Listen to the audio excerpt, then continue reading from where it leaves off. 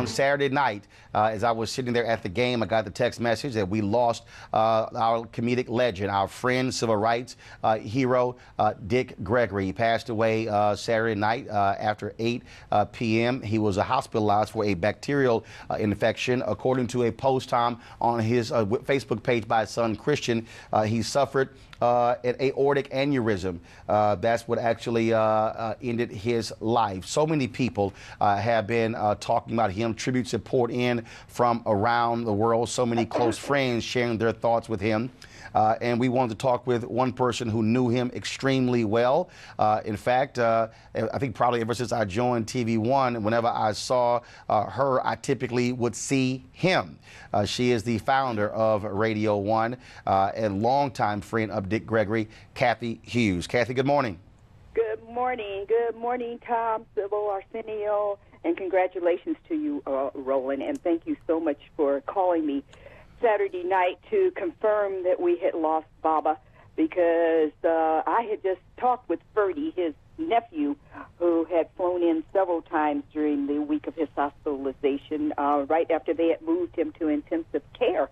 And so I had just settled in for the evening. I'm recovering from spinal surgery and had just settled in, and Roland called, and I was like, no, I just talked to them within an hour. But you were so correct, and I thank you. Because once again, it's testimony to what Dick Gregory used to say to me, which was, if you want to know what's going on in Black America, you gotta talk to somebody in your company. And you are so correct. He loved NewsOne Now. He was so proud when he knew. I told him that Hercules Joyner and I had talked about the merger of Reach and Radio One. He was so proud and bragged about the fact that he was here. Two major black companies were coming together to better service and be of service to the black community. He loved us. He appreciated the work we were doing to keep our community informed. And most importantly, we were at Dick Gregory's home base. He knew at any time he could be on the internet, he could be on radio, he could be on television.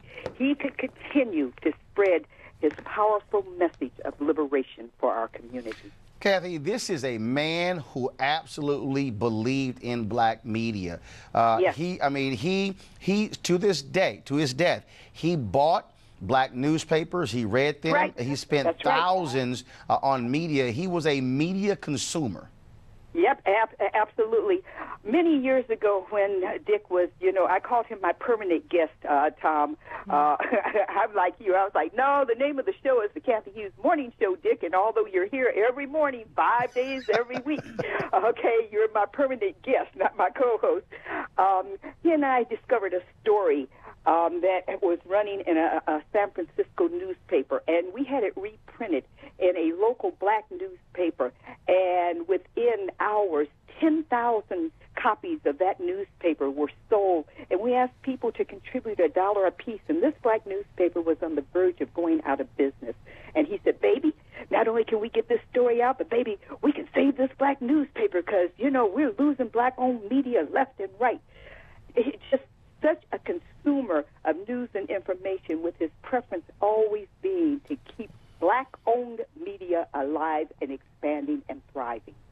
I recall we were in Harlem after a TV One event at the apartment of Bernard Bell's aunt, and Dick Gregory was telling us one of his stories, one of his assessments of the federal government.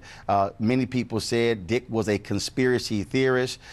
He was always very well aware of the federal government and our role in foreign affairs. This was not somebody who just told jokes. He was very learned when it came to world history in this country. One of the things, Roland, that I have to honestly say, that you're cut from that same boat of cloth. You not only have this incredible capacity for the absorption of information, as did Dick Gregory, but you have the ability to turn it into layman's terms and help people understand what, in fact, is right in front of them. He always used to say, hide it in plain sight. Nobody will ever see it. You have that same incredible talent. And both of you also, I really mean that quite seriously, Roland. As I said my prayer Saturday night after I had spoken to you, I said, thank you, God, for sending Dick's replacement while Dick was still alive to identify. Dick and I used to talk about you all of the time. That's a special talent, to be able to help people understand what's going on. It's one thing to report the news. It's another thing to explain it so that everybody, Joe Jones standing on the corner in any major urban ghetto in this country, all the way to President Barack Obama can understand what you're saying needs to be done and is being done. And he had this ability that you two have. The thing that both of you have also is that you have purpose-driven lives. It's quite clear that you all understood at an early age what your purpose was.